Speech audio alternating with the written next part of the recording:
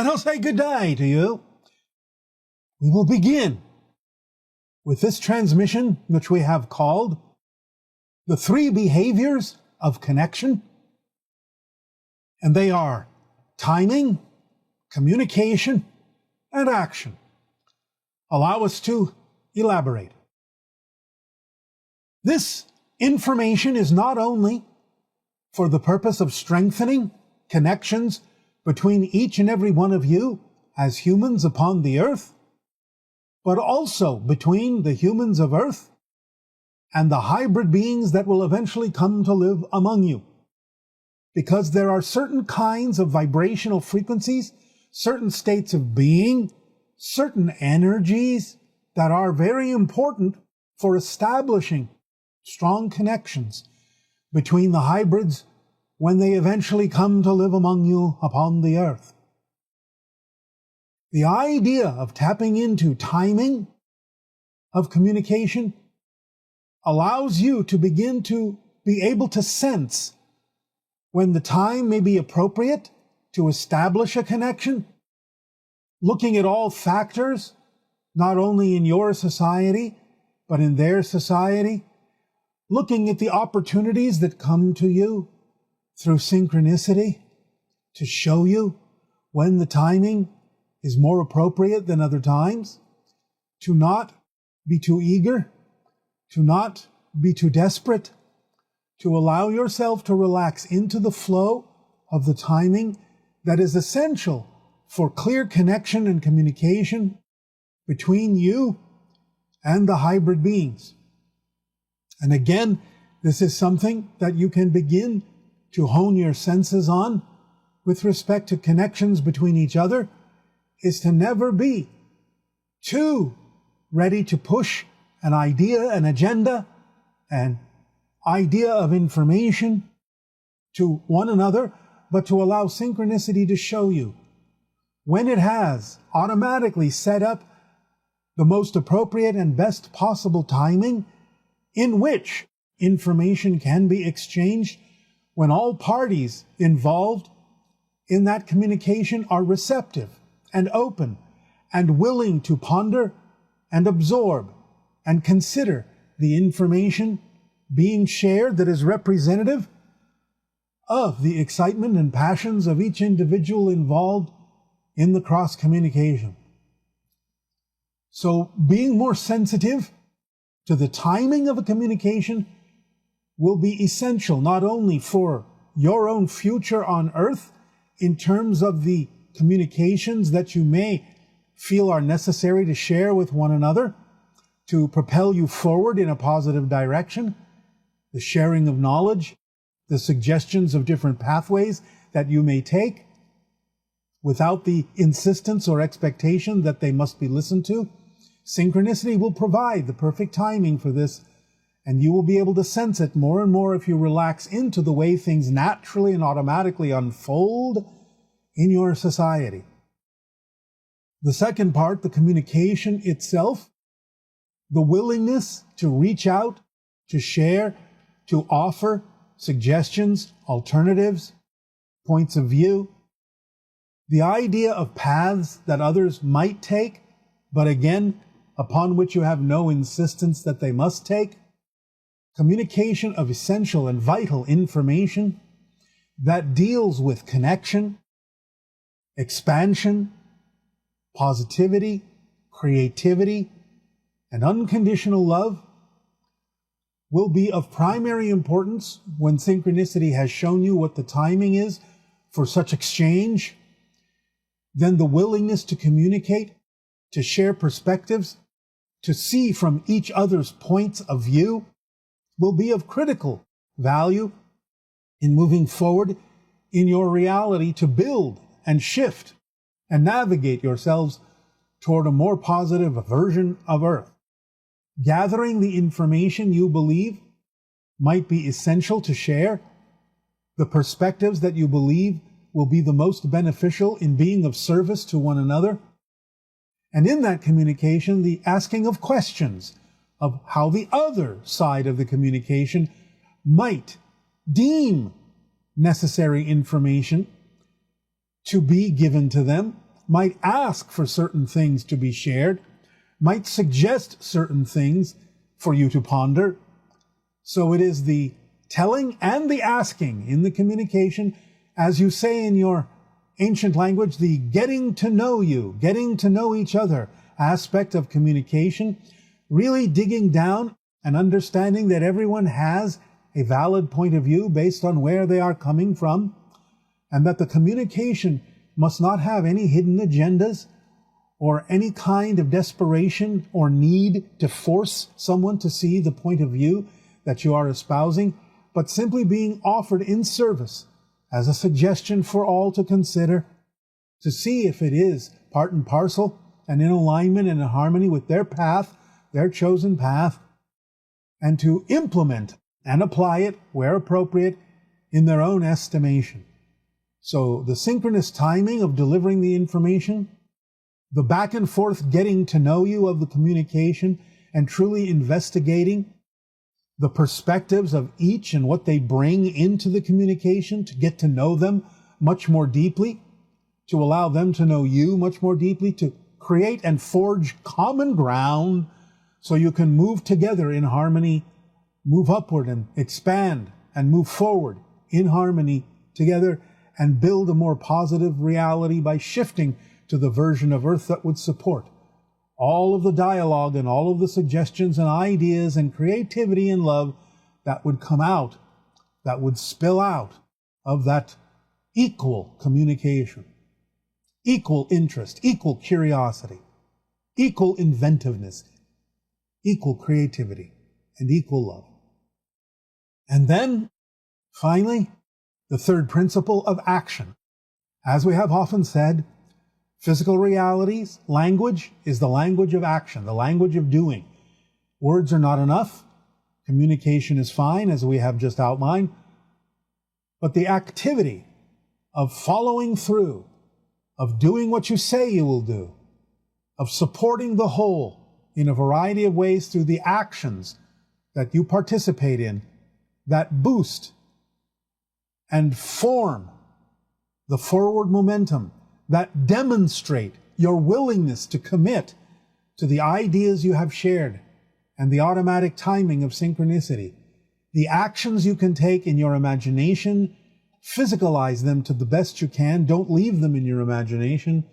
Show each other and show the hybrid beings that you are willing to commit through physical action to what it is you have discussed, to be able to forge and build a different world, a world that is truly physically representative of what you have all shared in your communication. The willingness to participate, the willingness to be the reality that you say that you prefer to experience, to be the change you wish to see in your world, as you often say.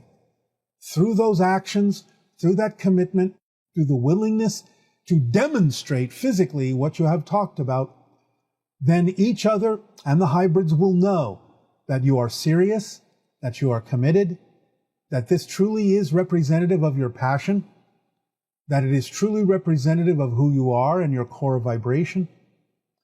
And so together, with the application of synchronous timing, the willingness of pure exchange and curiosity in your communication to get to know one another, and the willingness to take the actions to back up what you have said, to demonstrate physically by showing that you support what it is you have discussed, will navigate you strongly in the direction, vibrationally, of more connection and expansion with each other, and more connection and expansion with the hybrids when they come to live among you in the near future, in the years ahead. So we thank you for allowing us to share this particular approach to the idea of forming the behaviors of connection and expansion to one another and to those with whom you will be interacting should you continue on this vibrational course. We thank you for this opportunity, and in return for the gift you have given us of interacting with you, we ask you now, in what way may we be of service to you? Please begin with your questions and dialogues if you wish. Hi, Bashar. Good day, good day. What would you like to discuss with us this day? It is so nice to connect with you. First, just to say thank you. Thank you for all you do. I've been listening to you for over a decade now, so I'm really glad to connect with you today. It is our passion and our pleasure to connect with you as well. What is it you would like to discuss? Yes, I have a question around the English language. Now, there are over 7,000 languages, spoken languages in the world, and the English language happens to be the most prevalent, I understand. I wanted to know from your perspective what the language, where it originates from, and what the essence is. Is there a magic to it? Why is it so prevalent? There is a magic to every language, but the reason that it is so prevalent is because it is a hybrid language formed of many other languages, and thus represents the coming together and the hybridization and moving forward of the human race as the sixth hybrid race. So it is an amalgam of different languages so that everyone can participate, everyone can feel some degree of familiarity with it. It is going toward the idea of a universal language. It is still in its interim state, but basically it is building toward that. Wow. Okay. So is it made from the element of air? I'm told it's kind of spreads very easily. What's the essence of it? Well, language is the product, obviously, of vocalization and sound through the air. Therefore, that Hmm. is the primary element that carries the waves of sound to each other throughout the world. And therefore, that is the focal point, elementally speaking, of the Hmm. concept of language. Hmm. Hmm. Okay. Thank you. Thank you for that. My next question, if you could read my energy now, Bashar, what question would you ask for you to answer that would take me to that next highest level, expanded freedom in this reality? Are you willing to express from yourself wholeheartedly that you are who you are and that is enough? Hmm. Yes. Yes. And do you have some kind of mechanisms or techniques? Because I use so many, I have a very wide toolbox. Something that I could explore a little bit more that would help me to do that, that expression. I feel very connected to you. And I would love you to really support me with this. I am supporting all of you to the best that we are able. It's not about asking us for more support. It's about opening up to receive the support you're already getting from all of us. So the idea is, again, as we have spoken of, all things in your physical reality, all tools, all techniques, all rituals, all objects are permission slips that Mhm. are up to you to decide by which one attracts you the most, what will work best for you at any given moment. But as we have just said to you, the idea of one of the strongest mantras for humans on earth, one of the strongest tools, is as you wake up in the morning and as you go to sleep at night, to Mm. say, perhaps at least 3 times, I am who I am, and that is enough. I am who I am, and that is enough. I am who I am, and that is enough. And then see what synchronicity brings you with the willingness to let go of all restrictions, all limitations, all assumptions, and all insistences that in your unconscious, subconscious, and conscious mind don't actually serve you or don't align with the vibration of your true ethereal spiritual core. Then reality will unfold as it needs to serve you best. And my next question, who are the Aldorians, especially the six-dimensional Aldorians from the planet Aldor? What is their mission on Earth We at are this not time? allowed to discuss many different races and interdimensional beings at this time, other than to say that most of them are either observing the transitions and transformations going on your planet to learn from them, to help guide them, and are also, many of them, participating in the lending of energy to make the transition much easier, much more smooth. And what we have suggested that you do in the morning and bedtime can allow you and all of you to be more receptive to the assistance that you are being given by other dimensional beings. That is all we are allowed to say about that at the moment. Yes. My next question. In about 2 weeks ago, I looked up in the sky and I saw this cluster of cloud shaped in the form of a heart with a bow. It's very beautiful. I've never seen that before. I wondered what was that message and who was it from? From your own higher mind to yourself. And was there a message attached to it? Is it not obvious? It is all about the idea of the openness of the heart, the beauty of the heart, and the reception of the heart directly from the higher mind vibration, getting the idea of belief systems out of the way that cloud the communication from the higher mind to the heart to the brain is what it's all about. Be clear and harmonious in your belief systems. Let them align with the vibration of the heart as it receives the pure vibration of passion from the higher mind. Oh, that's beautiful. It was such a beautiful image. I actually posted it on my Facebook page. It was so it touched me and I took a video of it. It was so wonderful. So Yes. I really feel pleased about that. And my last question, as a Reiki practitioner, I know that energy healing occurs in many levels. And I'm currently exploring water, the power of water. Can you share some of the techniques the ancients used with intention and water to manifest form? They would have a bowl of water between them, sitting in a circle and drumming a heart vibration that would then, in a sense, be imposed upon the water and then bathed in or drunk to allow the vibration of the drumming circle imbued now in the water to take hold in those, to allow those that came to them for healing to be in a more relaxed and receptive state so that they would be more willing to heal themselves based on the vibration given off by the shamans. And the drumming, the impact of the drumming, could symbols, could it be any type of sound, or it has to be the drum? You asked what was done in ancient times. What was done in ancient times was patterned after the heartbeat. It can be other things, but you asked what was done in ancient times. Yeah. Okay. Does that help you?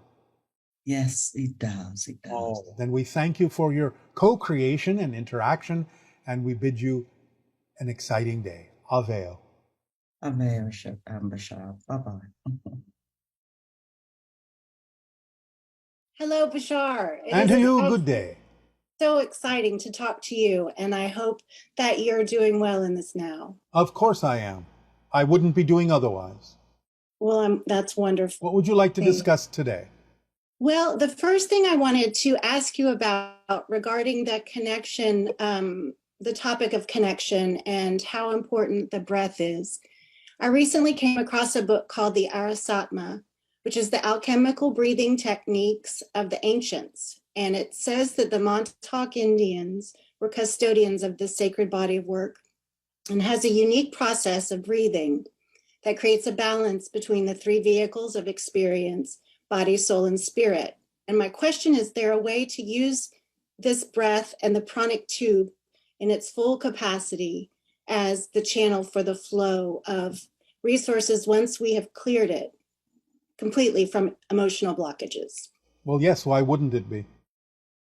Well, I was just curious how the breath relates to the information passing through our physical body. It's based on the idea of the vibrational resonance of the oxygen molecule.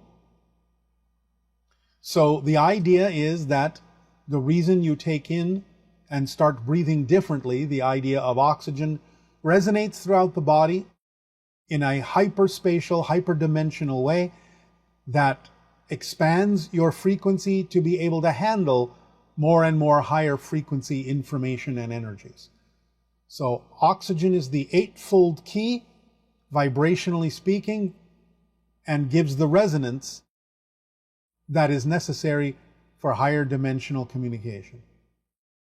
Okay, that makes a lot of sense. And does that connect with the idea of hydrogen being fractal and having a way to sort of create its own gravity that It is related but not essential to understand that based on what we are now talking about.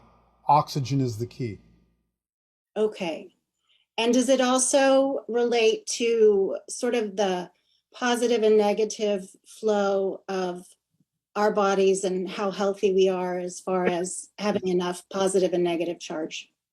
Yes, and if you'll understand the idea, you will understand that oxygen is the equivalent of the dimensional shape that you know as a Merkaba.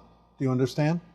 Yes, okay. Because it is two interpenetrating tetrahedrons, each of 4 points for a total of 8, and interpenetrating representing the idea of as above, so below, or the positive and the negative flow. So when you think of the idea of oxygen and breathing in your meditative states, then also you can hold the image of a Merkaba, the double interpenetrating tetrahedral structure in your mind, to stabilize and accentuate the flow of the oxygen throughout your body into higher frequency domains. Wow. That's really fascinating. And it reminds me, so another thing regarding the importance of fascia and a permission slip that she gave me was yin yoga. And we talked a lot about how, again, in as above, so below, the mycelial network Yes. as a part of the bigger DNA connection to the higher dimensional realities. Yes. There So are is that interconnections on something- every level. Okay. How does light affect that connection? Since everything is light, in what you might refer to as crystallized form, then light can act as a softening agent, an unlocking agent, depending upon the frequency of the light, to allow the crystallized light to be unlocked and reformed and transformed in whatever way, shape, or form benefits and is of service to your passion. Okay, so my understanding is that I have left light codes in places. I recently came from Hawaii with a group of women, and it was very important that I go there physically. And Sarasota, Florida is another place. And I'm curious about what it is that I'm not what I'm supposed to do, because I understand the light is sentient and it's there and my body, it knows what to do. But I'm just curious about the idea of collecting light codes and how they are different or holding different information. And as we move through the galaxy, how the light is different for us now. Well, again, the idea of light codes is simply the freezing of certain patterns of information in its natural form of light, and recollecting them can be literally reminding yourself more completely of who and what you are. You may have left breadcrumbs for yourself, as you say, seeds of yourself that form the process of gathering yourself back together. Okay. And I have been working on that quite a bit. And as my last and other bigger question was, as I have realized that my biggest excitement in life was going through the process of addiction and healing, and not just healing for myself, but healing for my family. I understand it as sort of clearing generational trauma, generational patterns. And as that is my role, which I'm happy to take on, I've watched things change in my family, and I'm wondering how that then extends out to the collective. Is that something that I'm clearing by proxy, that then it just sort of goes out? Or is it a slow connection? Remember, everything is connected. Everything you do is capable of being utilized by everyone throughout the multiverse. You may not always know how, You may not always know when. But the connection, the network exists, and everything you do and every choice you make and every energy you radiate offers an opportunity to all, in their own way, from their own perspective, the opportunity to consider other choices they may not have considered. Of course, it is always still up to them to match that frequency to have the experience that you may be offering. So the best you can do is simply put it out there and know that if there is somebody willing to take advantage of it, it is available to them. And that's the most you can do. Okay. Well, that excites me in the sense that as I attend AA meetings or I'm out discussing and talking about my healing, that I'm hoping that somehow that translates. So that makes me feel good that. Yes, but you don't have to hope. You don't have to hope. Right. Okay. You can know that it's available to those who wish to take advantage of it, but you have to remember that not everyone will, because you don't know what their path is right now. Eventually, all will understand in one way, shape, or form. But you have to let go of any need whatsoever of others to adopt what it is that you're sharing with them. It's none of your business what they do with it. Right. And I've heard you say that, and that makes a lot of sense to me.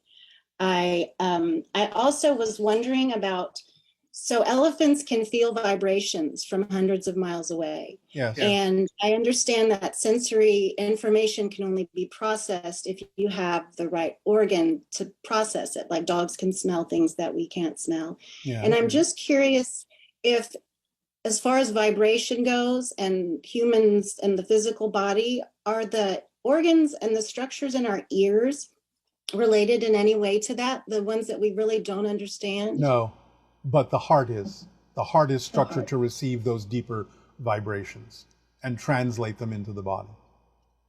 Sometimes other organs may assist, but primarily the heart is the organ that receives those deeper vibrations. Okay. And is it the magnetic resonance that the heart creates through the heartbeat? Yes. That allows it to become bigger and expand our field? Yes. Okay. Well, I am just so grateful to have had this opportunity to speak with you. I thank you so much. The information that you put out, I apply, and it's very exciting to be able to be here with you today. So thank you. It is for us as well, and it is our passion and our pleasure to share the information with all of you. Aveo. Aveo. Hi, Bashar. This is Allison from Arkansas.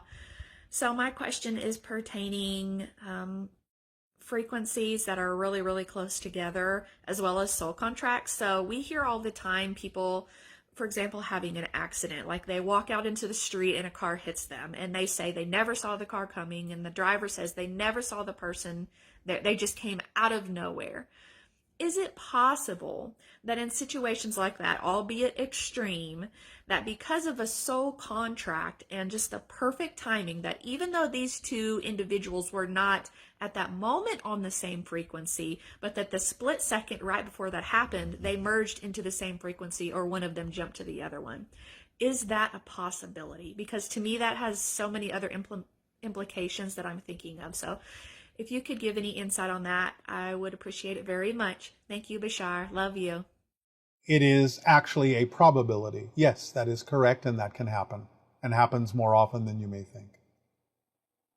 Because again, the idea is that a person may set themselves up for certain experiences, and they know they have also chosen certain moments to represent interactions with other realities, and they will wait until that synchronous moment to shift to that vibration so that what they have chosen to experience can happen, and so that what they have chosen to experience will not happen before that moment by being shifted out into a different vibration until they are ready to experience the shift into the vibration of the agreement with the others. Remember that you're constantly shifting, constantly, billions of times per second. So it is an orchestration, and a very precise one. Good day to you, Bashar. Thank you so much for this interaction. I have much love and appreciation for you. Our unconditional love to you as well. Thank you for the co-creation. What would you like to discuss this day? Yes, please. I'm very excited. Can you please explain to me this yearning for expressing my sexuality that I've always had? How do I celebrate my sexuality in alignment with my higher self? Well, again, all things must be consensual, representative of harmony and alignment and agreement in the expression of any creative outlet. And the balance must be achieved between different ways of expressing your creativity. The idea can sometimes be that if you are limiting your creative expression in certain ways, then other ways may be attempting to make up for it by expanding in the creative expression that way. But if all is in balance, then each will take its time, in perfect timing, to be creatively expressed in harmony and agreement with others with whom you may attract, who would then be in agreement to receive the creative expression through that modality. Is this helping? Yeah, it does help, and it's I just you know to in your words, if I could more clearly have help in terms of walking through my doorway. I will ask you a question. Is there any other creative expression representative of your passion that you are not expressing fully in your life? Not that I can think of. What are your primary passion expressions in life at this point?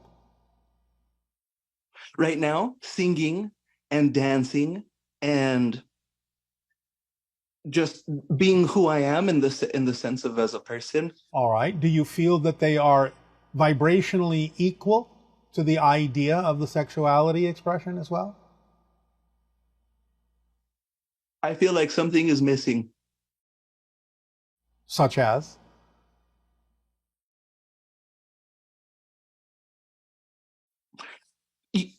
When I explore different avenues, I am expecting some sort of a lightning bolt of like I'm expecting an aha moment, and I haven't experienced that yet in terms of this is what I can pursue. This feels. But you said that you are already experiencing the expression of your passion through singing and dancing and forms of sexual expression. Do none of these produce any aha moments for you?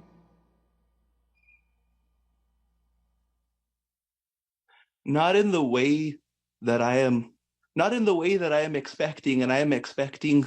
All right. Who taught you to expect it to happen that way? Myself. Why?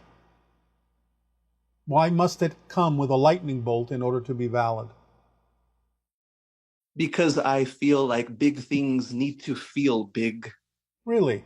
Why so?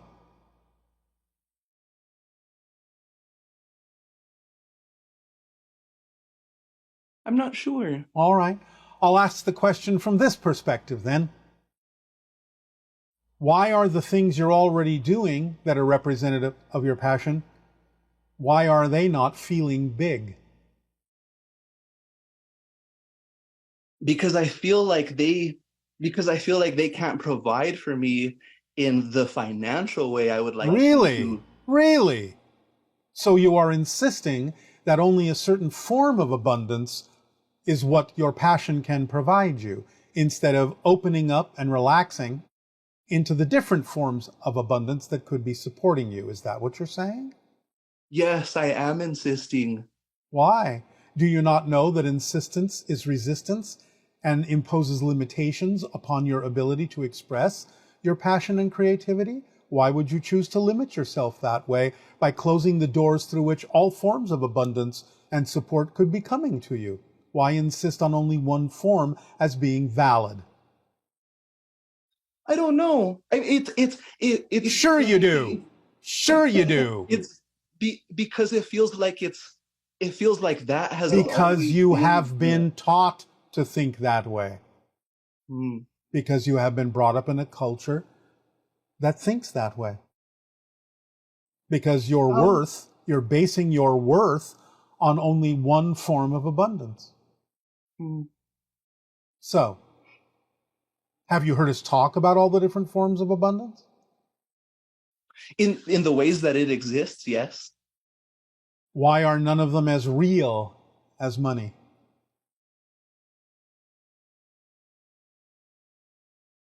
Because it's been such an insistence to provide. My greatest fear is that I'll be poor with nothing. I see. And therefore, that's what will happen, because that's what you're focused on. Because you're only focused on the limiting idea that only one form of abundance can support you. And if it's not there, then the only alternative in your belief system is that you will be poor. How do I relinquish that? Well, you do have to truly understand how abundance and support works in connection to your passion. It is a complete contradiction to say that you're following your passion and yet your passion can't support you in all the ways that are necessary for you to be supported to continue to act on your passion. That's not a definition of passion. That's a contradictory definition that creates the experience that you're having. So you have to understand that you are misaligning your definition of passion. You think you have a definition of passion, but you don't. I feel a lot better. All right.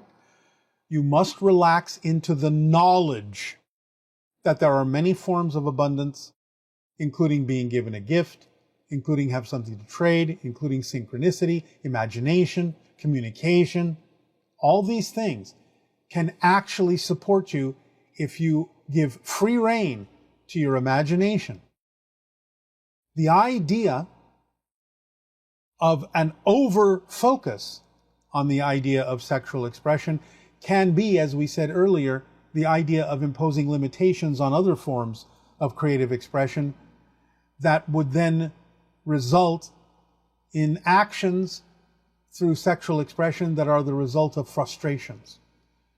So you need to really relax into the equality of all forms of abundance, all forms of creative expression.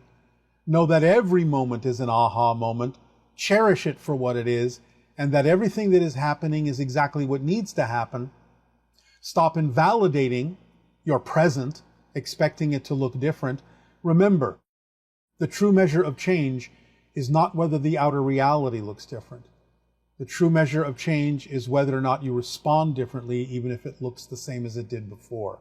That's how the reflective mirror of physical reality knows you've truly changed. And then it can change, even though it may not change in the way that you insist or expect, because it will always change in the way that actually serves you best. And you have to be okay with that. Otherwise, you're not okay with the way your reality unfolds, and that means you're not okay with yourself. So, I will suggest to you the same mantra, permission slip exercise that I suggested to another listener in this transmission. And that is, in the morning when you wake up, and at night before you go to sleep, you repeat 3 times each in the morning, 3 times each at night. And you can do this in the afternoon if you wish, it's up to you. I am who I am, and that is enough. I am who I am, and that is enough. I am who I am, and that is enough. And then start relaxing into allowing, not making, not forcing, allowing synchronicity to bring you the things you need to consider, to ponder, and remain in a positive state while you do so, allowing yourself to fully appreciate everything that comes to you, to see it through the eyes of positive reality, of positive light, and to feel the aha moment that exists perpetually every single second. That's what we have to suggest for you. Thank you very much, Bashar. That satisfies my question. I would like to ask you another. Yes? Can you please tell me what connections I have made to other civilizations among the stars that are helping to inform my life on Earth now? Most people on your planet have many common extraterrestrial energetic connections. Pleiadian, Sirius, Arcturan, Hybrid, Gray, Orion. There are a few others we're not allowed to talk about, but all of you have the connections you need that are giving you the assistance you need. You cannot receive more assistance than you're getting. You simply have to pay attention to the assistance that you're already receiving to benefit from it more and more.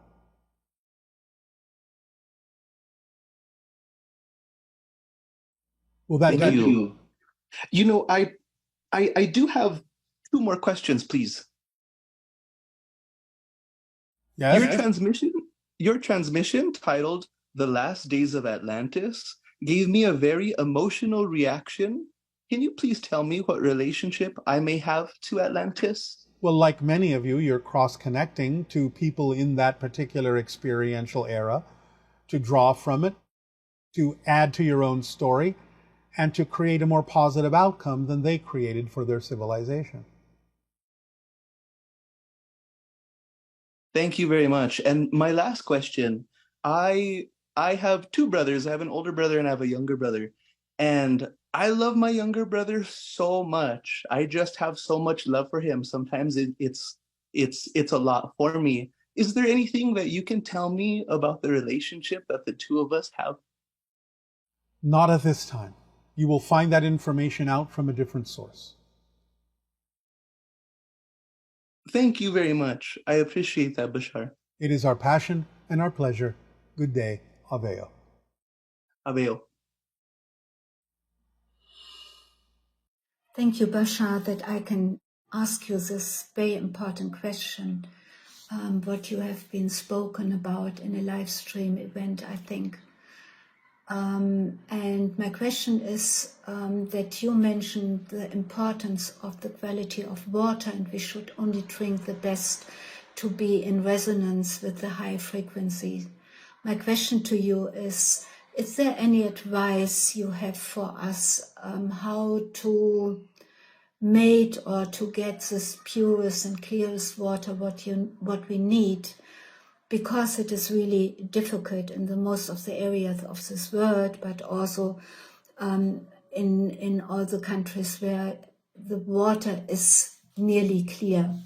So I would like to get an advice if you have any for that. Thank you very much for your help and your answer.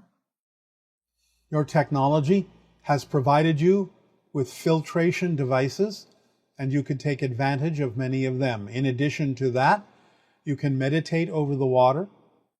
You can create certain harmonic resonances, meditative music and sounds that you can imbue into the vibrational pattern of the water to help align the water molecules in a kind of crystalline form that is also increasing its benefit to you when taken internally.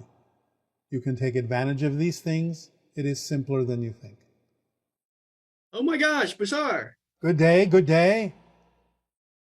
How exciting to be here. How exciting to be here. Incredible to be here. It is our passion and our pleasure as well. What would you like to discuss with us this day? Well, my passion, my privilege has been to study human psychology. And so I wanted to give you my best understanding of human psychology. And you could just help me clarify to make sure I've got a good, clear understanding of what I call the 6 lenses of life, where the first lens I see as the bent space-time. So in other words, when I look up to the sky, it forms a kind of lens because the Earth is very heavy and it bends space-time around me. So my first lens is the sky. And then the second lens is, of course, my human eyes, which, detect. And of course, I'm looking at a lens right now and we have Wi-Fi, but I guess the idea is that perception to me is, bending all the different possibilities, whether it's Wi-Fi signals or light-based signals, and bends them into a single focus. So for me, that's the eye, but there are various eye wearing glasses. So, but I think the key thing I want to say here is that it's equilibrium in the lowest state. So crystals are typically lowest, whereas when it goes into my brain, it's non-equilibrium at the lowest state. In other words, it's a time crystal. In other words, the ions are constantly dancing. Is that correct? In other words, it's a time crystal. In other words, if you look at the cross section of the brain, it actually looks like a crystal in a certain way because there's repeating patterns. Yes. And so okay, right. So, and then the next layer is somewhat more mysterious in this sense. This is a symbolic layer. In other words, these time crystals, the brain picks up signals, and it creates symbols. And that's usually what we're talking about here, right? Is the symbolic layer, which, is the belief system, which you described as the colorings, of various. Okay, so, and then underneath that is the biological lens, which, the cells form different shapes and they read out different parts of the genetic code, where form follows the function. In other words, the form of the cell focuses on different parts of the readout of the genetic signal, which create in terms of kind of lens, because certain cells, again, they have a certain shape that sort of focuses on certain elements. And I think for me, it's like the core frequency. I think you've talked about it in terms of like we are our DNA, and that there's a certain Yes. core frequency to our DNA. Okay, great. And then below that is the atomic lens. In other words, the mass of the atoms is, of course, in the center, and so there's a bending of the probability, so that the probability wave kind of has a certain bend to it. So again, it's 6 stacked lenses. What about spirit? What about the seventh? Well, that's where I am. That's where I am. That's the self. In other words, right? Or in other words, I am the light that's moving through all of the 6 lenses. Yes. The atomic layer, the biological layer, the symbolic layer, the time crystal, the eyes. But it still counts as a layer. Okay. So I guess there's 7 layers. I guess I was thinking more in terms of like it's the interaction. It's more the mysterious kind of interaction between, or I guess I see myself as the living symbol as the 3rd layer itself, because there's a certain, the time crystal somehow is, the brain is somehow able to pick up, I guess it's able to pick up or it works with the genetic layer to kind of pick up my core signal. They're all interconnected. They're all interlaced. Right. Nested, right. Yes, and if you're only going to consider the idea of physical reality, then 6 layers is fine.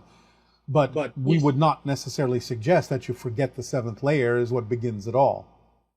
Okay, right, which is kind of the light itself, I guess, right? Yes, because the light makes choices, and those choices play out in the 6 layers you're talking about. Okay, gotcha. And so the choices are they symbolic choices typically? Sometimes quite literal. In other words, it's the template of the theme that you're exploring as a physical personality. This is decided by the spirit itself. And therefore, it has a lot to do with what you are as a physical being, because you are a unique path. Okay, gotcha. Which I guess in this case, the path is simultaneously. In other words, when I think of light, I think of it takes all paths simultaneously. But I'm snaking through, I guess in this case, space-time, which is sort of the interactions. To me, time is just the interaction, the changes in the interaction of motion, basically, right? In other words, yes, although motion in a sense is an illusion because everything is here and now. So time, yes, is a side effect of the shifting perspectives that are going on in the consciousness of the personality. Now, if you're going to say that light goes everywhere at once, now you're talking about an 8th level. Okay, gotcha. Which I guess is the layer of just sort of like, how it bends it through. Well, I mean, I guess it takes all different paths, but I am one quanta of path. That's the 7th level. Yes. Okay. You are one expression, one path, whereas simultaneously your greater being is experiencing all paths. That's the 8th level. I see. And so the key thing is the focus. In other words, my focus is right now is on, just like the lens, it's the focal point. And so I think what I'm learning now is just to try to learn how to, the ways that I can focus on different, I can kind of project my consciousness or project my attention into various, I can project my consciousness into other humans or different scenarios, or in other words, I'm working with this idea of sort of writing myself into certain stories or certain events to have different experiences. So in other words, this idea of projecting my attention into, which is kind of what you've done now. Yes, well, it is appropriate that you use the term focus since you're talking about the idea of representing lenses. Okay, right, exactly. So I'm kind of looking, well, and I guess I also wanted to bring it up because, you mentioned a true intelligence, creating a true intelligence. And so there's this idea that if we create a time crystal sophisticated enough and we kind of entangle them together, the ions together in a certain resonance, a certain lattice, a time crystal lattice, it will dance, it'll be non-equilibrium, and it will sort of actually be able to detect a symbolic layer. I guess that's kind of the mystery here, is that it will understand how to focus down into the 7th layer, but creating a sophisticated enough time crystal, as you say, equal to the idea of the human brain through which higher consciousness can express itself, it will be coming from the eighth layer. Okay. It deals in whole systems. Okay, gotcha. Which is the light itself. So in other words, the driving force of the time crystal will be light itself, which takes us all simultaneously. And then we use our attention to carve out different slices of the readout. In other words, yes. But the idea of the true intelligence will also have the sensitivity to understand what portion of the whole it needs to communicate to you for your own benefit. Okay, right. And it can't give you everything all at once. Okay, yes. Okay. It's holographic. Okay, great. Right, exactly. That's why I talk. Yes, that's why these lenses. That's why I think of it in terms of lenses, because it lines up with this idea of holographic interference patterns. So anyway. Yes. But anyway, yes. So okay, great. Well, thank you so much. Yeah. Well, I guess that's sort of. I mean, I guess that I realize that that's just sort of in life itself. That's where we're at. In other words, I realize that there are other experiences, or I guess we talk about dreaming or whatever, like in terms of how my focus changes in dreaming to kind of become more, it's almost like a tuning of the time crystals so that I'm more synchronized. There's a certain synchronicity to my life. Yes, and don't forget that physical reality is also a different kind of dream. I see. Right. It's just a change in focus, and one being more narrow than another. Does this help you? Okay. Yes, perfect. Okay, great. Well, and I was just going to say that there was this great synchronicity that I wanted to tell you too, that I won this interaction during when you mentioned underwater diving as a metaphor for this life. The suit of my being as being like this underwater diving suit. And I wrote a story when I was 12 years old about meeting an alien underwater. So it's very synchronous. All right. Yes, and I'm also very excited about this idea of the I guess we're saying goggles, but this VR that soon will be able to live into a world that's more made of pure data, pure information, in the sense that I can put on a goggles and be able to see the internet, or I'll be able to see a Tyrannosaurus Rex, or just whatever I think I'll be able to manifest, because we'll be living in a world where you'll be able to interact with information in a way that's well, I don't want to say holographic, but nevertheless, yes. Yes, the technology is coming soon. Right. And that's very exciting to me. So it's kind of just synchronistic. All right, we thank you. We thank you. Gotcha. Aveo. Great. Oh, yes, thank you so much. Yeah, thank you. Hello, Bashar. My name is Stephanie, and I live in Arizona, and my question is in reference to I have a disability. I'm legally blind, and I'm wondering if that is a reason for me not ascending, or if it's blocking me from being able to see any ETs or craft. I'm working on my fear, but I am afraid that could be blocking me. Can that be the case? Nonsense. In fact, it may actually give you an advantage because it removes insistence and expectation about what it is you could be receiving. Remember that most extraterrestrial beings who might form contact with you are telepathic and can project images into your mind regardless of what's going on with your eyes. So it is not in any way, shape, or form a disadvantage or a disability with regard to what you are talking about. In fact, it may be an advantage.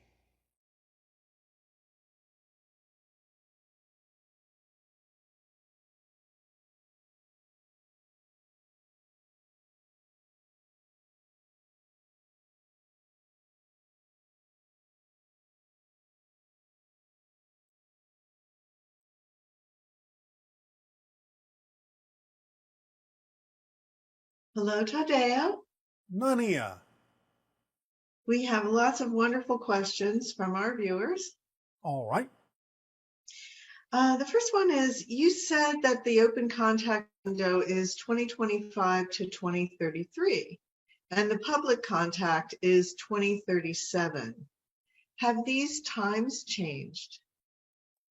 Yes, as we have said, it broadened to starting this year, 2023.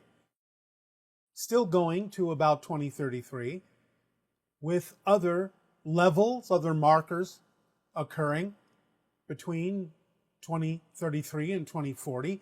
However, we have also recently said that there is a 90% potential for a major contact event to occur at the end of 2026 or the beginning of 2027, though we are not allowed to discuss exactly what conditions will bring this about.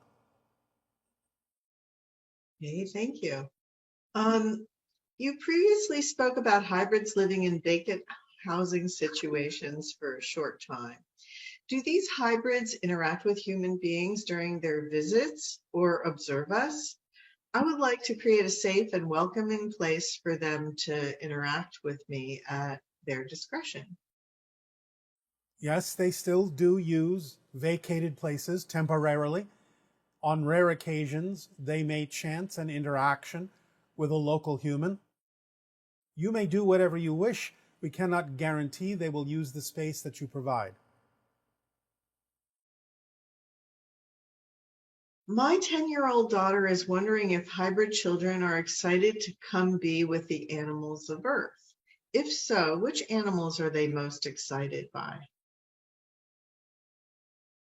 They are excited to interact with the animals of the earth as well as other forms of life, humans, trees, so on and so forth. They are most attracted in general, although they are excited about all forms of life, most attracted to cats, rabbits, and foxes.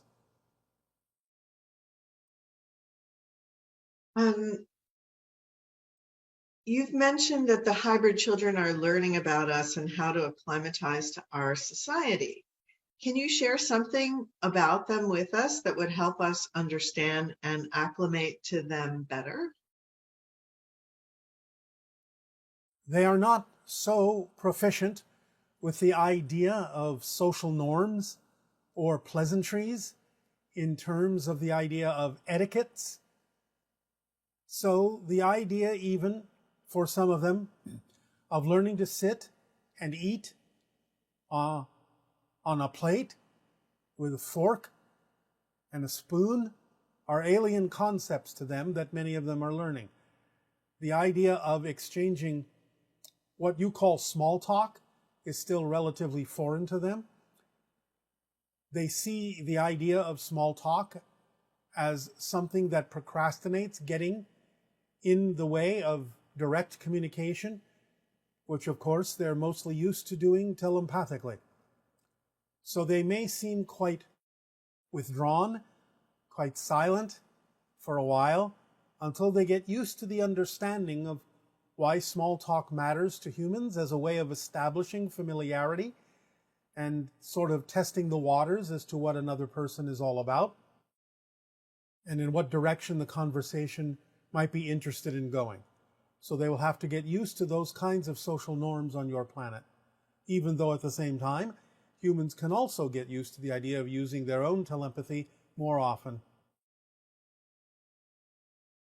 Can you describe what happened when your society transformed into a fully telepathic society?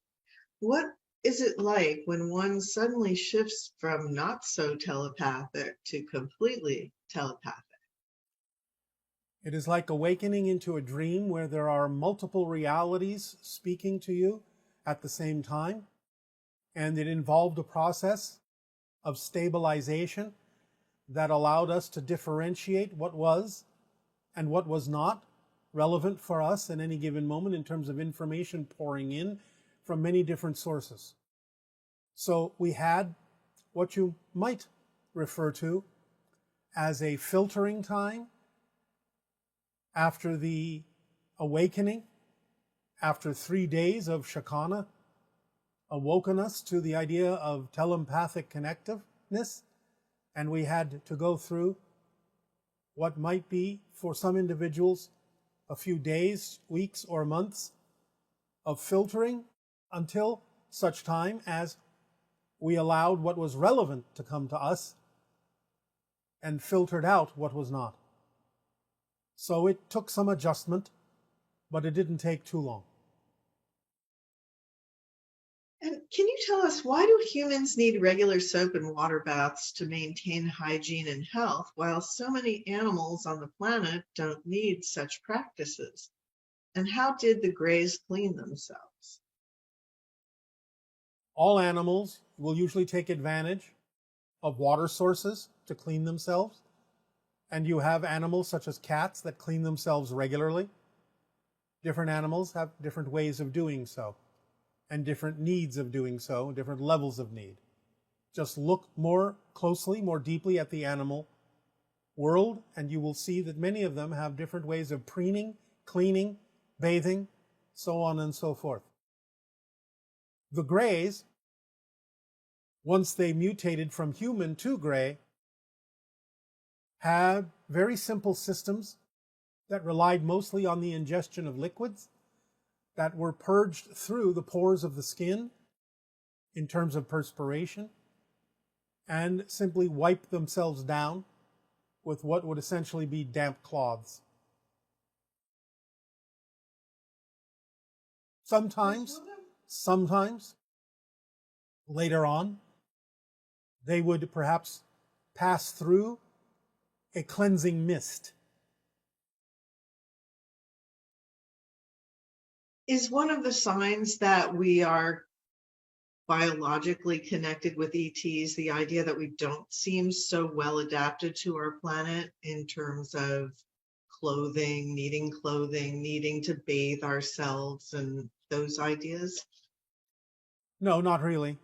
Remember that the Earth game has its rules and regulations about what is necessary for playing that game, having that experience. You all have extraterrestrial connections, and from time to time, those connections can rise to the surface and make it appear as if you are a stranger in a strange land, not exactly relating to the idea of the Earth reality. But the things you are describing do not so much have to do with your connections to extraterrestrials. They have more to do with the idea of what it means to play the Earth game. And in previous transmission, you mentioned the idea of trinary beats when referring to Essassani music. Could you tell us more about these trinary beats? To you, they would seem very simplistic. Ba-ba-ba, ba-ba-ba, ba-ba-ba, ba-ba-ba, ba-ba-ba, ba-ba-ba, ba-ba-ba, ba-ba-ba, ba-ba-ba, which underscores most of our music. But to us, we are hearing all sorts of harmonics and reverberations of frequencies within those 3 beats. So to us, it sounds a little bit more like ba ba ba ba ba ba ba ba ba ba ba ba ba ba ba ba ba ba ba, and a more complex structure can be founded on what to you might seem to be 3 simple beats.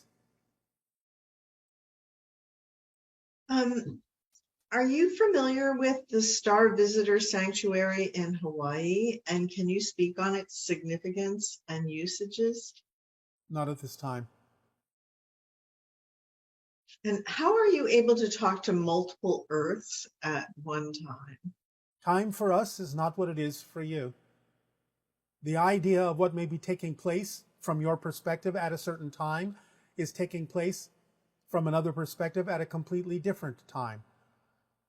Our consciousness can be fragmented in many different directions simultaneously because we are, as we say, mostly connected now to spirit, and spirit can see things from multiple points of view, multiple dimensional perspectives.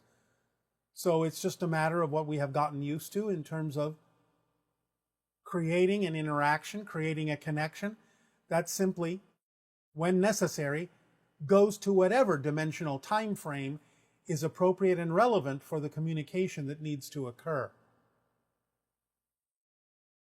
Okay, thank you. Some reports of the white tic-tac shaped craft describe a couple of small protrusions sticking out. Do those craft, in fact, have any protrusions? Not permanently. Protrusions, sensors, can stick out when they need them to and be retracted also when required. Can you tell us about the purpose of them? Not at this time. Okay. I know you say that all prayers are answered. If I pray to ETs for help with a personal challenge, can they help me if they see fit? Do not pray to extraterrestrials. Prayer is a state of grace, a state of gratitude in the present for what you already are receiving. It's not a matter of asking for more than you're already being given. You are being given everything you can be given, all the help you can be given from extraterrestrials, from whom it is appropriate to give, from spirit beings and guides, from all that is, from sources of your own spirit family, soul family. You are being given everything you can be given. The idea of praying is about staying in a state of present grace and gratitude for what you are receiving so that you can become more aware of the help you're already receiving. You do not need to ask for more, for more cannot be given than what is already given. You are being given everything that can be given. Open yourself up in your state of prayer to receive and be aware of what you're already getting. Okay.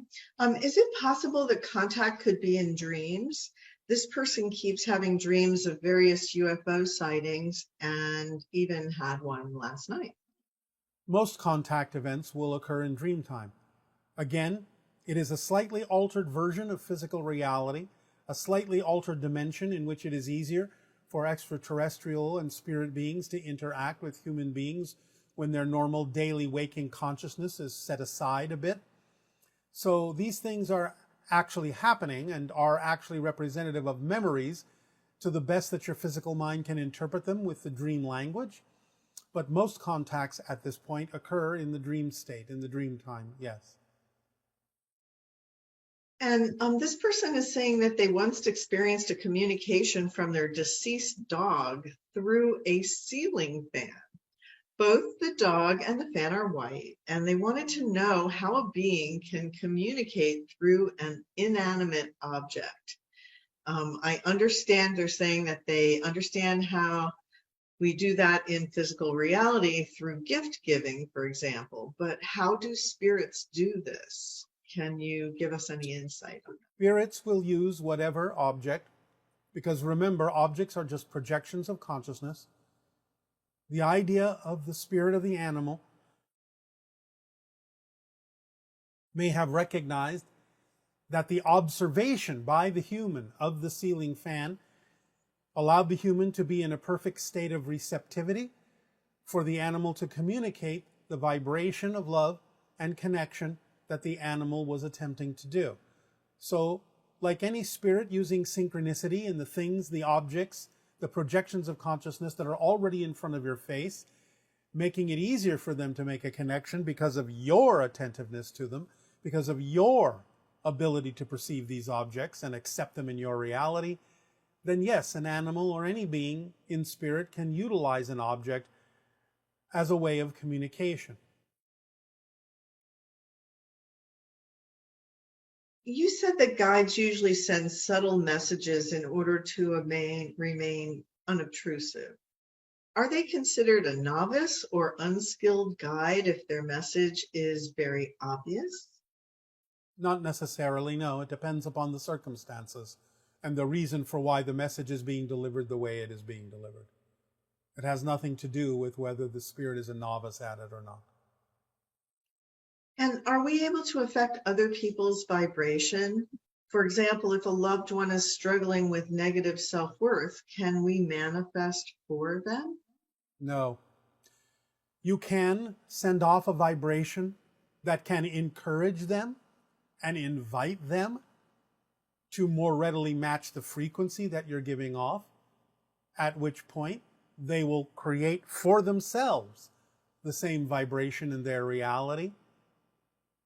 That is what you can do for them, is give them the option by immersing them in the vibration you believe would be of help to them. It's still always up to them to more closely match that frequency in order to experience any kind of an effect. You cannot manifest for them. You can only encourage them to manifest for themselves by matching the frequency that you are gifting to them. And you have said that physical reality is like a mirror. What's the difference between looking into a mirror in our homes, like, our bathroom mirror, and seeing our face in it, than looking into the mirror of physical reality, like looking into our yard? Again, the idea is that the reflection from physical reality is not a one-to-one reflection. The idea is that it gives you insight into the different meanings that the symbol being reflected to you in physical reality may hold for you. It may give you opportunities to interact with other beings through the manifestations you are creating to represent them, the so-called avatars you are creating to represent them, as being a reflection of why they look the way they do to you, because it is your creation, even though they exist on their own. So the idea of the physical mirror is that you get to engage with yourself more directly on a one-to-one basis. But the idea of physical reality is that you get to be reflected by all the symbols and all the meanings that you are putting out into reality and are being reflected back to you in the way that serves you as reflections that put you in touch with why you are giving off what you are giving off and attracting what you are attracting as a reflection, to put you in touch with the themes that you're exploring and the ability to grow and change by interacting with those different angles, those different perspectives, those different representations of those themes. Very interesting.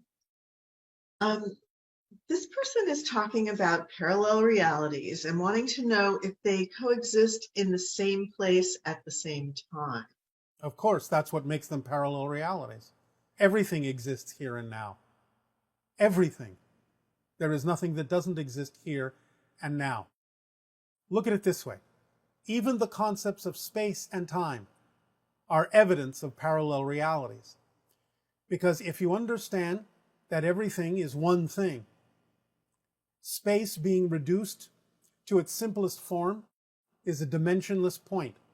Time being reduced to its simplest form is a timeless moment. Being that everything exists in a timeless moment and a dimensionless point, then everything you consider to be a different thing, even a different moment, even a different location, has to be a different perspective of the same here-now space-time. And therefore you create this illusion of dimensional space, this illusion of time spreading out and change. So even the existence of your experience of space and time are evidence of the existence of parallel realities, which all coincide exactly in the same timeless moment and dimensionless point. Thank you. You mentioned we will always get what we need, but not what we want. But you also said we can shift to the reality we prefer. Is there any difference between what we prefer and what we want? It can be. Preference is the idea of a state, a general state of being, a frequency that is more in alignment with who you truly are, your core vibration. Wants can be wildly different. They can be the product of negative ego. They can be the product of fear. So the idea is that preference is more a reference to the idea of the general state of being in which you would receive automatically and synchronistically what it is that you truly need, which would allow you to experience a life full of joy. Whereas a want, though sometimes can coincide with the idea of a need or a preference, doesn't always do so because of the compartmentalization of your psyche structure, your ego structure, that can allow you to have a want that isn't necessarily what you need and can be wildly out of alignment with what you really actually vibrationally prefer to experience in life. And since we are the creator, is it true that the story of the writer exists in some other reality? This is very funny to us, this question, because to us there is no difference between the creator and the writer. The creator is the writer. The writer is the creator. A difference is being made here where there really is no difference. Okay. Let's see.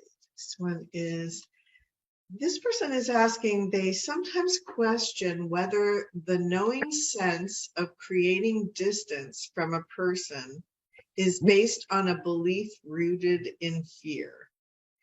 This is due to a belief that they should live in harmony with everyone. Understanding there are no shoulds, how can I resolve my decision to distance myself physically from someone when synchronicity seems to bring us back together again? Is this just a reflection giving me the opportunity to be sure that the decision I am making is the right one for me? It could be. You have to be honest within your own self-investigation to know if that's exactly what's happening. But in terms of the idea of harmony, remember that love, unconditional love, is harmony. And sometimes demonstrating, as we have often said, the consequence of someone's choice to them by distancing yourself physically from them in a relationship can actually be the most loving thing to do, because you're showing them the consequence of the choices that they're making, relevant to the idea of the choices that you're making. So, yes, you have to pay attention to whether you're synchronistically being brought back into the relationship for a variety of reasons that you're not paying attention to within yourself that need looking at, or whether you are there to assist the other person to make the changes they need to make, or whether you are refusing to let go of the idea, and where walking away would actually be not only to your benefit but to their benefit by demonstrating to them the consequences of the choices they are making, thus giving them the loving opportunity to change, not that they have to, but at least giving them the option. So in your own honest self-investigation, you have to decide which of these things may be happening at any given moment, and it actually could be a number of different things, or a combination of these different things at different times. So you have to be very honest about why what's happening is happening, and what you may be getting out of it, and what you may be being of service in giving to them by being either in proximity or not in proximity physically to them. Take it a case at a time, a moment at a time. This person is saying that they've been doing transformative shifting exercise that you created for the precisely 80 days nonstop. One of the biggest challenges they're finding is that several negative beliefs about their self-value and worthiness is coming up, and they don't know how to fully love themselves under the circumstances. Is there any hint? Let's go back to the motivational mechanism. This is the purest form of understanding why you choose to do what you choose to do, why you choose to believe what you choose to believe, why you hold on to things the way you hold on to them. Experiencing the idea of feeling unworthy of self-love means that you have attached to the motivational mechanism a belief that says loving yourself unconditionally carries with it somehow effects that you don't prefer, that you believe are more negative than what you're experiencing by continuing to experience a lack of self-love. So you have to really dig deep in your honest self-investigation on your motivational mechanism as why you would hold on to something that says you're not enjoying it, you're not enjoying not loving yourself, and yet you consistently keep doing so. So you have to have a belief that says you're getting something out of continuing that path rather than letting go and going in the alternate way. You have to find out what you believe would be so bad about loving yourself that you refuse to do it. So you have to examine your definitions, what you've been taught in life, what you've been brought up with, and really reach that kernel, that core belief that says, refuse to love yourself because the alternative is worse. You have to find out why you would believe the alternative, that loving yourself would be worse than not loving yourself. Is not loving yourself safer? less alienating to people, making you more like everyone else so you don't have to feel too different. You require yourself to examine all these different and other possibilities of why you would hold on to something you don't prefer, because you would not be holding on to it if you didn't think the alternative would be worse. Always go back to the motivational mechanism of why you believe what you believe or why you're experiencing what you're experiencing, because it always has to do with what you believe to be true and why you would believe that doing something different would be worse than what you're doing now, as painful as it may be.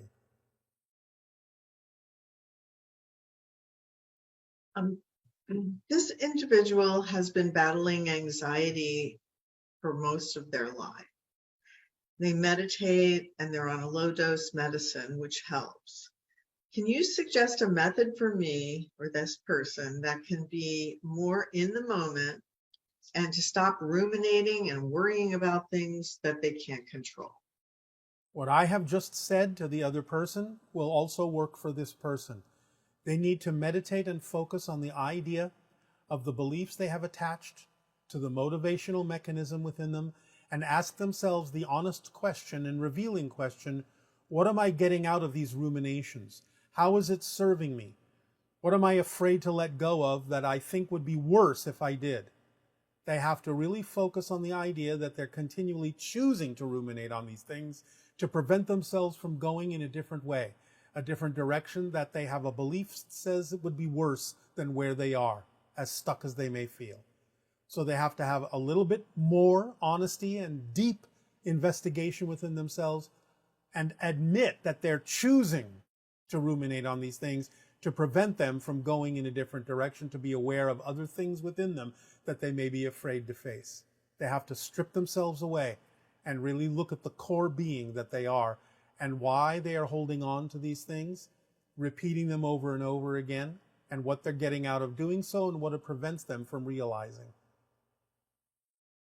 And that idea of rumination, for some people, I think that it's not as strong a compulsion in certain circumstances, but then in other ones, it can be almost like their mind is taking over and they can't stop the rumination. Is that also addressed in what you just said, or? Yes, because again, you have to take the responsibility that you, for some of your own reasons, are choosing to ruminate on something. Why? What are you getting out of it? What are you learning from it? Anything at all? So the idea is to understand what rumination prevents you from looking at that you're too afraid to look at on a deeper level within your belief system. And following up on that, for many people, when they're first learning about your information, they find that they have been, in a sense, programmed to talk to themselves a certain way, to create anxiety, to feel like their mind has more power than they do in terms of what they think about these ideas.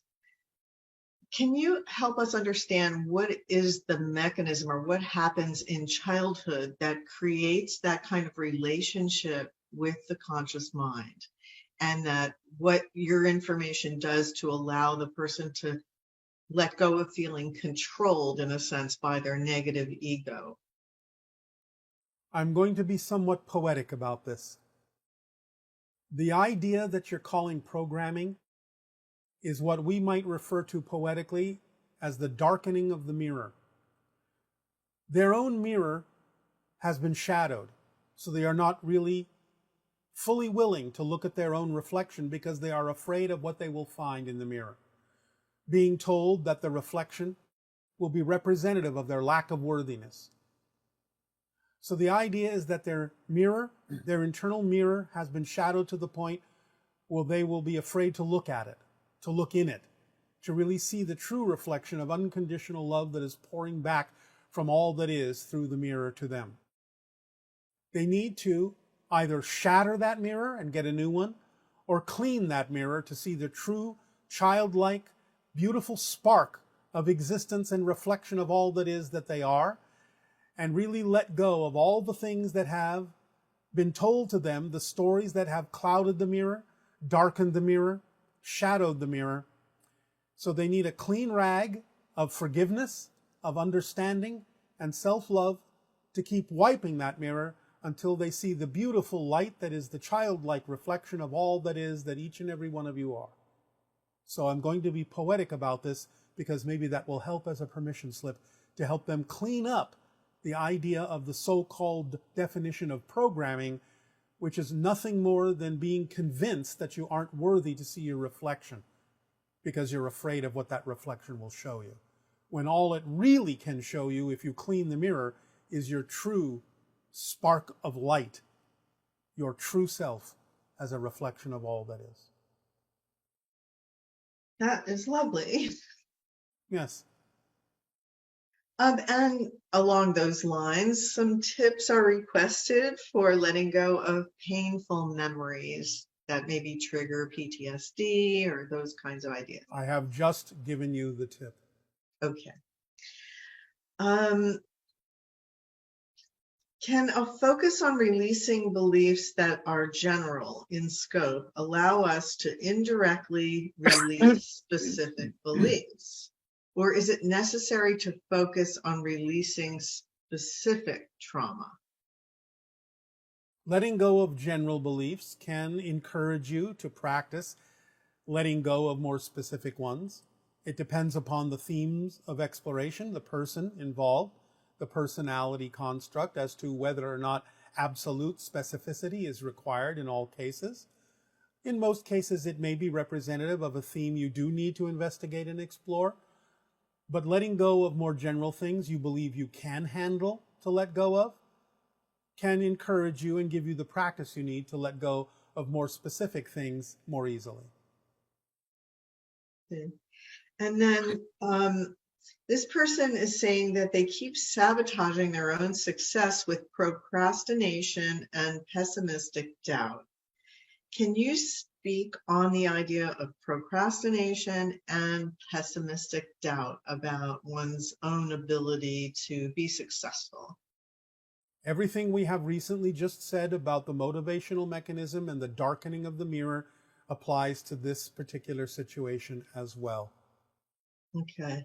And procrastination, is that just anxiety, or are there many different reasons why people procrastinate? Of course there are. Again, fundamentally, it has to do with feeling unworthy or not deserving or unable or ill-prepared, or many of these kinds of belief systems about the self. Procrastination is a choice to not move forward. And whatever reasons a person may give themselves for staying where they are can easily be found with, again, a thorough investigation of their beliefs of what they are afraid will happen if they do move forward. So the idea is, whatever it is they believe is necessary to allow them to move forward, either a complete restructuring of the idea of how they should move forward. This is why imagination is also a form of abundance, because they may come up with a different path than they thought they had to take that can remove the procrastination. Sometimes just a simple assumption of how you think you're supposed to do something, once removed, will allow you to move forward with great speed, because now it's no longer necessary to go down the path you thought you had to go down or should go down because of your training and so on and so forth. So a clear examination of the belief systems of what is truly necessary to move forward can also remove these ideas of impediments that you impose upon yourself that you're calling procrastination. Okay. And this person would like to learn to channel the spirit world the way that Daryl channels you. And they're saying they have the ability, they know we all have the ability for metaphysical communication, but what is the best way to expand ultimately, the question is, how do you expand your communication with your higher mind, which is in its own way channeling the spirit world? Is that correct? Yes, yes. As we have said before, the idea is have the intent to be of service, to not worry about what comes through at first, to gain practice, and have people surround you with questions who really, really wish to know the answers so that they can pull the information through you, like the idea of water seeking its own level or electricity seeking a ground in the people asking the questions, then you can get your mind out of the way and not worry about what it is you're saying, what it is you don't say, how silly it sounds, how silly you look. Being right all the time or accurate all the time. You need practice. You need to let go and open up and let the people pull the information through you from the higher levels without you worrying about any of those things that most people on your planet are concerned about in terms of what other people think about what they're doing. That's one of the best ways to practice. Have people ask you questions and not care what does or doesn't come through or how it comes through. Just see what happens. You can always give the caveat and the so-called disclaimer, as you say, up front that, look, I don't know exactly what's going to happen here. Something may come through, something may not come through.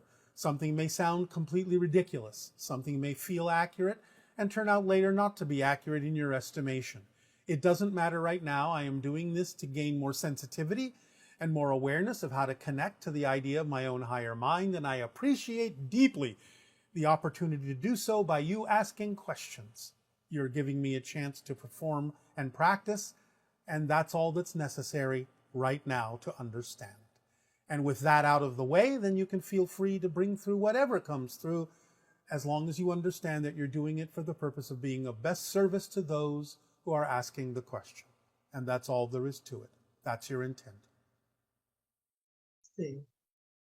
Now, this person's experience was that they experienced a channeling event at their grandmother's funeral, which was a life-changing experience for the person and their family. Yes. Before the channeling happened, they sensed a strong power or energy that came to them. Then their body started vibrating, they felt muscle cramps, and then 1 month later, they found your teachings and they experienced the same sensations again, those strong energy flow, the muscle cramps, when they listened to your information.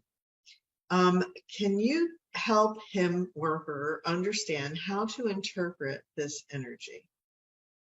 Well, in a sense, you were given a preview of the kind of energy that connects you more strongly to your higher mind, to spirit, by being open to that kind of energy at a funeral. It's not dissimilar to the kind of energy you experience by connecting to the higher mind and spirit. So you were, in a sense, allowed a preview of the kind of vibrational information that can come to you by being willing to be open to receiving that information. At first, your body may not be used to the frequency, and you may experience the idea of those bodily neurological spasms, but you'll get used to it in time. So just be open to it, and anytime you think back to the idea of being in the state you were in at the funeral, whether you feel exactly the same or not, just know you are open into that state, and go forward with your imagination and apply that energy in whatever way, shape, or form creatively you wish to by acting on your passion in life, and synchronicity will do the rest. Thank you. Do you know if cannabis or psychedelics was or currently is being used by extraterrestrials as a communication tool? Can it be used as a way to link into the consciousness and awareness of another person? This person says they often feel it could make awareness of other beings more present, but it also felt like it was somewhere in the future, that its components could be used to enhance telepathy and communication through a feeling of energy rather than using speech. Yes. As we have already said, with regard to the idea of the future hybrids, including Willa Hillikrising, going through the different stages of mastery, a substance, a teacher called divinorum, is often used to make interdimensional linkages.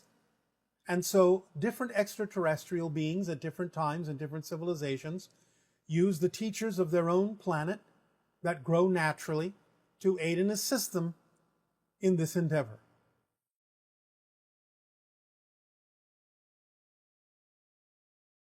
So, and on that idea, sometimes we have large gatherings that are called rock concerts or music concerts. Yes. where there can be large numbers of people, like 50,000 people, Yes. all getting into a very excited, happy state, dancing, singing, all Yes. of that. And for some people, that seems to open up the doorways for some form of ET contact. Of course, this is ancient shamanism. That's all this is. Remember, drumming circles, dancing circles, vibrations, frequencies, resonance. It's all about that. It doesn't matter how you accomplish it as long as there is unity and harmony in the frequencies with the intent going in a similar direction. We are aware that just recently it has been recorded that at a certain concert from the individual you know as Taylor Swift, individuals were vibrating in harmony to such an extent that it was actually recorded as a 2.2 earthquake. That's exciting. There are powers in harmonies. There are powers in resonances. It doesn't matter how you achieve this. I know there was one rock musician who was very fascinated by these ideas, and he suggested that certain arenas like the Superdome, they look like spaceships, and that Yes. there somehow might be a way for an entire group of people to levitate such a thing. Is that realistic, or is that real? Or Yes, it is potentially true. It depends upon the intent and the focus of the individuals. But there is So enough power to do that. so if And- you had 50,000 people in that, And in any event, in many cases, you will find that portals are being opened with those resonances. so is it similar to a galactic gathering when these kinds of events occur, where there's so many people in such an ecstatic state? Smaller scale, but yes, similar in principle. So they aren't necessarily conversing as much as they are celebrating together. Would that be? What's the difference?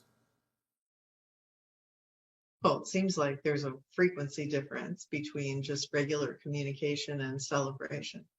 You can generalize the vibration into what you would perceive as a celebration, but there is always communication. Joy spreads outward. Joy ripples outward to infinity, always. And that is a message. The channel once mentioned the idea that if you had 50,000 people in that kind of a state and they all focused on levitation, is that the idea that they could literally all levitate together? Or It's possible, although again, you have to take into account whatever belief systems are in the collective. It might be easier for all of them to imagine that they could each levitate an object rather than themselves. So you may start slow and simple, but you will be able to see demonstrations of this if the intentional focus is harmonized in that way. it's a very exciting possibility to utilize those kinds of circumstances. I suppose it's like that at a football game too, where people are so excited, but it's a little different because the energy is competitive, I suppose. In the future, we perceive that gatherings at such stadiums will be primarily for the kind of purposes we are talking about right now. That's really exciting.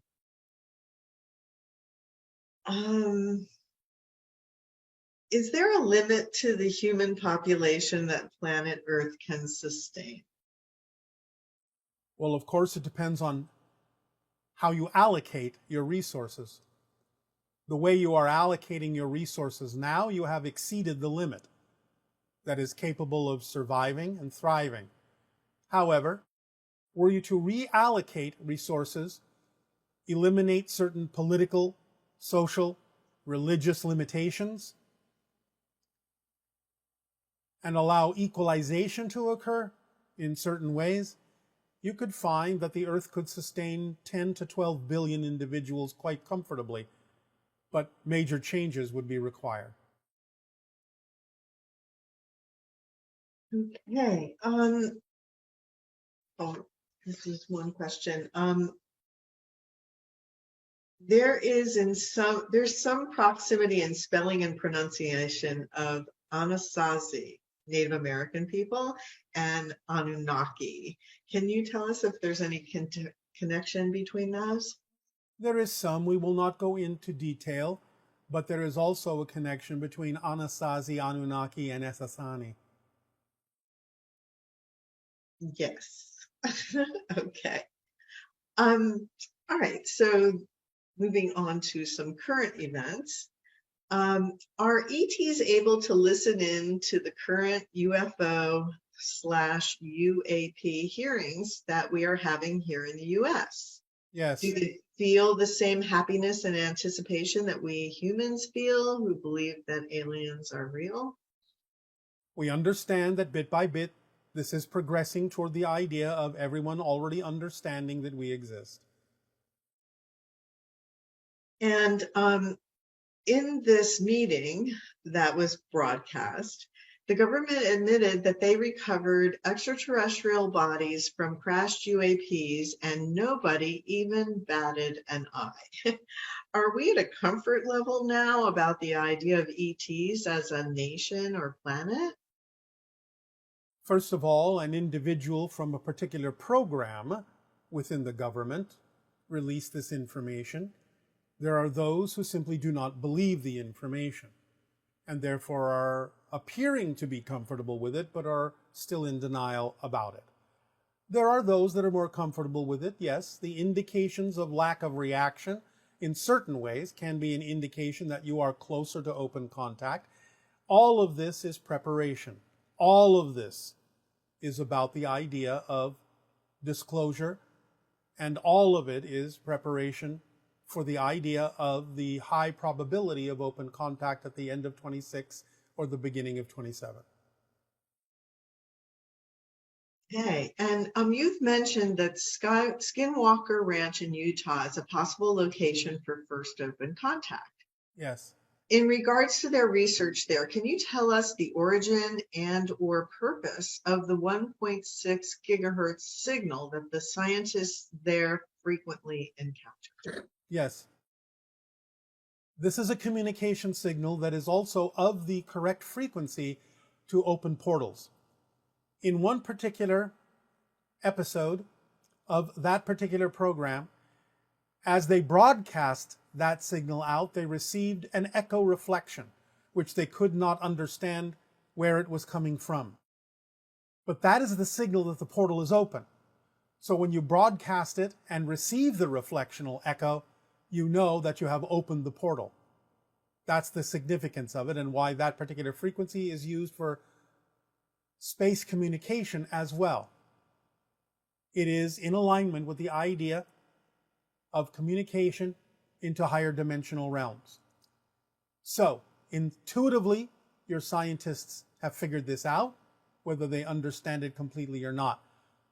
But in the demonstration they gave where they broadcast that signal and got the echo reflection from seemingly everywhere and nowhere, that was an indication that they had actually opened the portal. Had someone been in a position to actually walk through the portal at that moment, they would have vanished. Interesting. We're expecting record heat waves this summer. If the Earth gets too hot, will ETs be used to block, will they use UFOs to block the sun to help keep it cool? Or No. do you, No.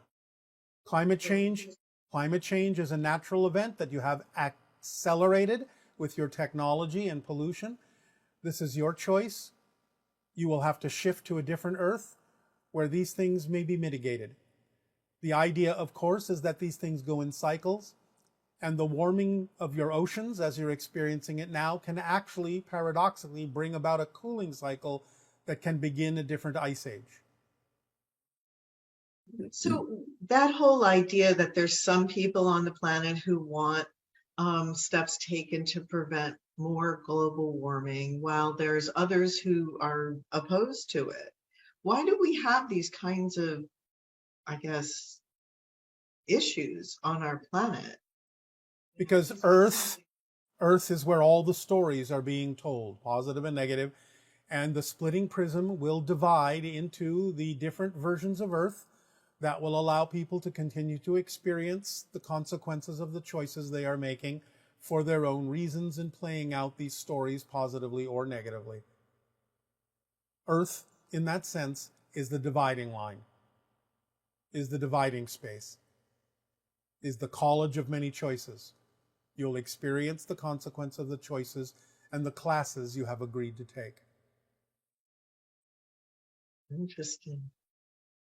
And would your ships be able to put out wildfires? Or I know you're saying they won't intervene at all, but are the ships capable of doing something like that? Yes, by surrounding the fire with a force field that cuts off all the oxygen. The fire would then simply extinguish. And lastly, one person was thinking that spiritual information is illegal. Is this your understanding? Because they're concerned about this kind of information, that somehow it's not okay.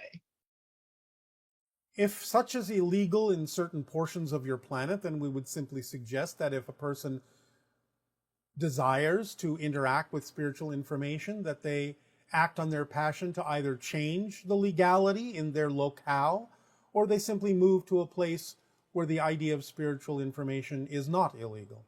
Simple solutions are available on your planet. But there's no such thing really as the idea of spiritual information being inaccessible to anyone.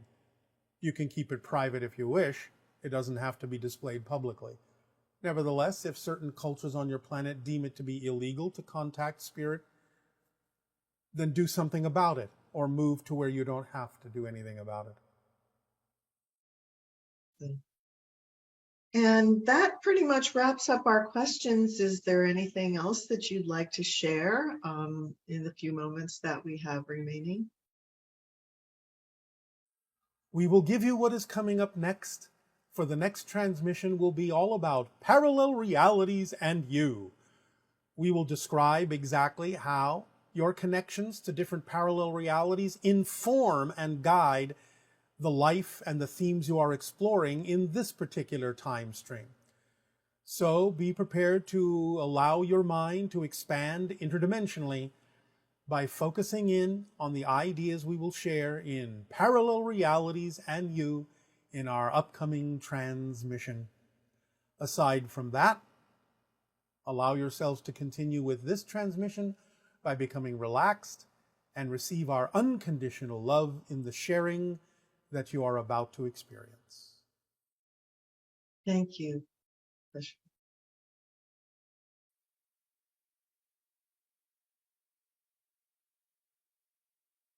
Allow yourselves to begin to relax. Let go of the concerns of the day. Allow yourselves to begin to just breathe deeply, gently, softly. Allow yourselves to begin to float freely in a dreamlike way, feeling yourself floating on currents of energy, relaxed, calm, at peace, in love. Just feeling your way down the stream to reflect to you all the myriad ways in which you are able to express yourself within the reality you have chosen to experience. And as you begin to allow the vibrations in and allow your frequency to shift bit by bit, bit by bit, bit by bit. Allow yourself to continue to breathe easily and deeply into a state of soft relaxation, ease, effortlessness, gentleness, floating along the currents that are the path of least resistance, knowing you will, in perfect timing, wind up exactly where you need to be, when you need to be there, with whom you need to be, how you need to be, being who you are, in a single moment of time and a single point of space, floating freely in the void along the electromagnetic currents of light that radiate from the source of existence itself, ripples spreading out, traveling infinitely in all directions and all dimensions. And as you allow yourself to continue to breathe, now take your hands and hold them up and cup them open and be willing to receive the gifts and the blessings of the higher mind, for they will fill you up. And allow yourself then to take your hands that contain this liquid light of the higher mind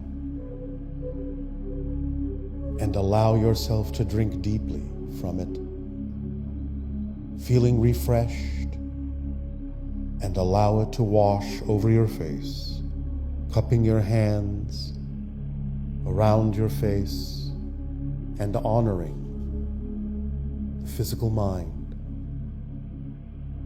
and its ability to perceive and its ability to experience. And allow your hands to continue down and cross them over your heart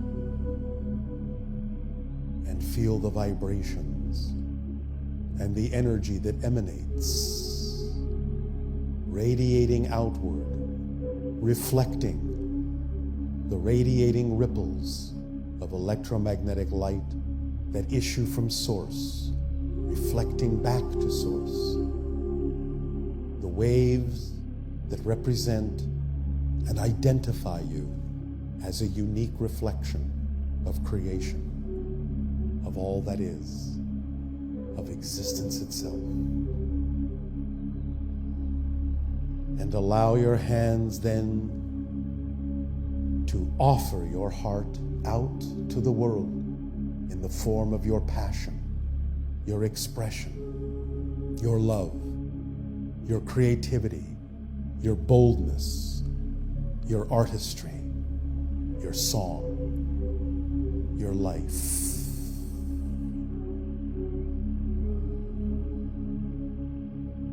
And as it spreads out before you and calls forth the manifestations of physical reality so that your mind may perceive the reflection in the terms it can understand and comprehend.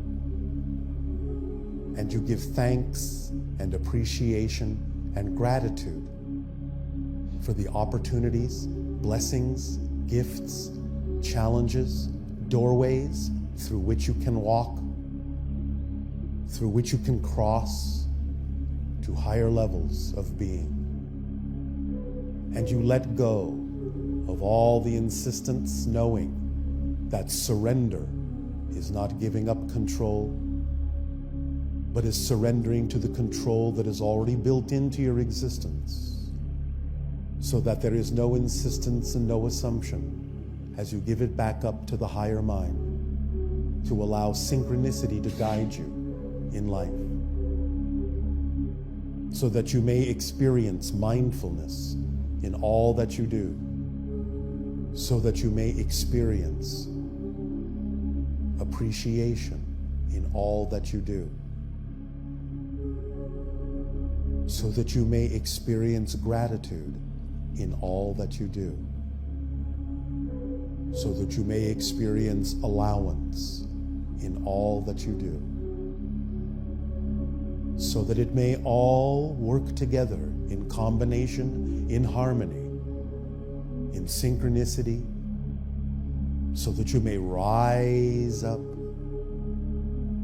raise your frequency, feel the vibrations of existence as they not only pass through you, but form you. Form you out of the raw liquid light. Liquid living light is what you are,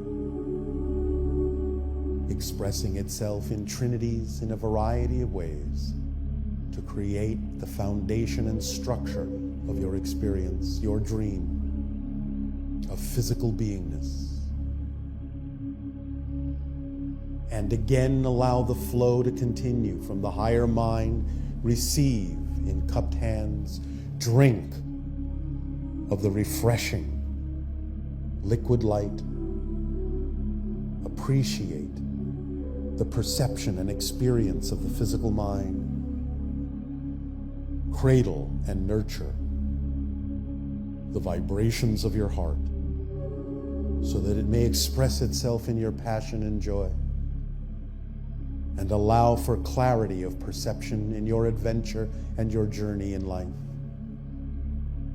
so that it may raise up your experiences and expand your passion, and allow your higher mind to bring you what you need without resistance and insistence.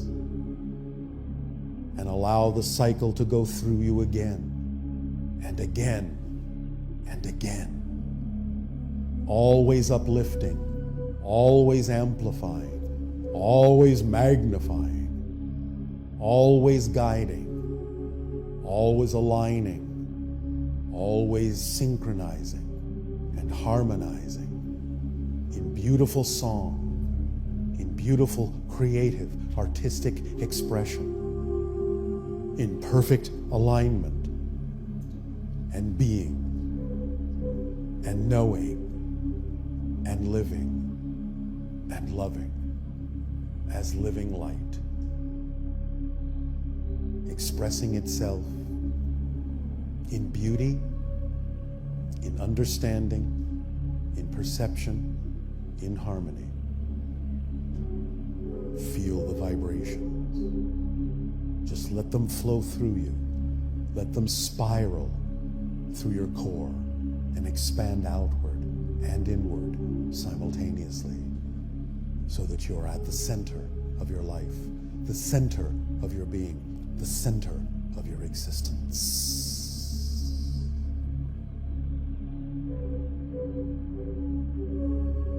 Journey with us through space and time, through parallel realities, through different dimensions of experience. Journey with us through the infinite void that is full of all that is, expressing itself in all the ways that it can. An infinite array of reflective mirrors showing you every different angle of your being. Journey with us now within our ship that is our higher mind. Journey with us.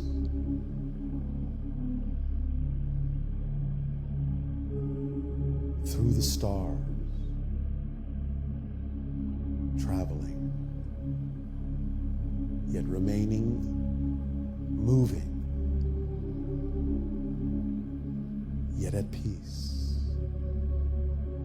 opening, expressing, flowering, unfolding, dimension after dimension, like an unfolding box, constantly filled with new directions, new surprises, filled with the unexpected. Open up to the mystery of your being, the mystery of existence. Journey with us, inward and outward, infinitely. Breathe deeply, gently. Guide yourself by your breath. Guide yourself by your sight. Guide yourself by your passion. You are supported unconditionally. Unconditionally. Be who and what you prefer to be. Be yourself. Glide along the path of least resistance, the path that is you. Breathe and journey with us through the infinite cosmos.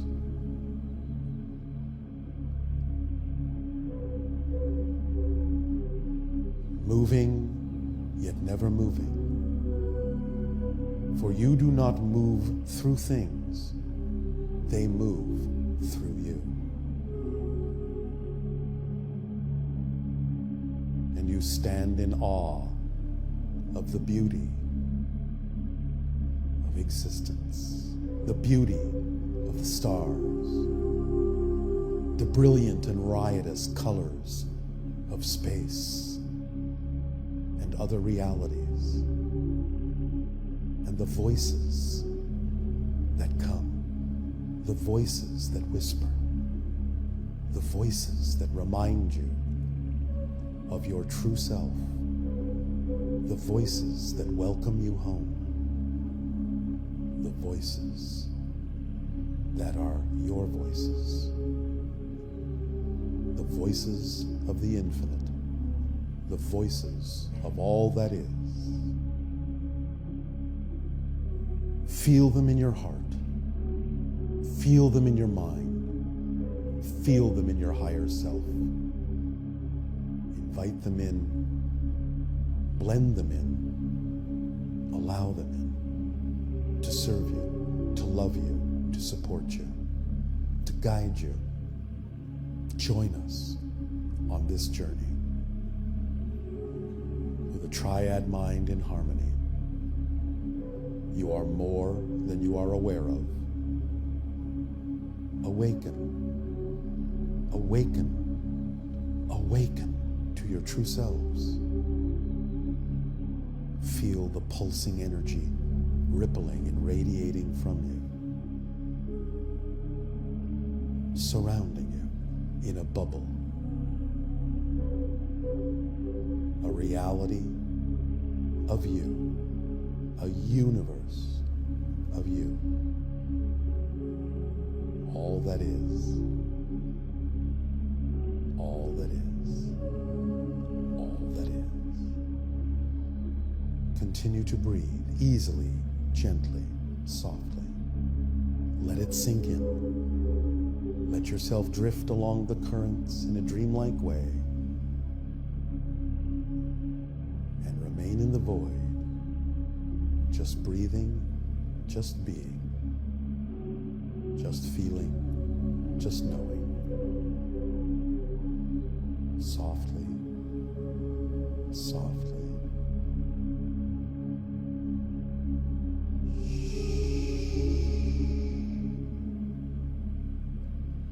Allow yourselves to continue to breathe.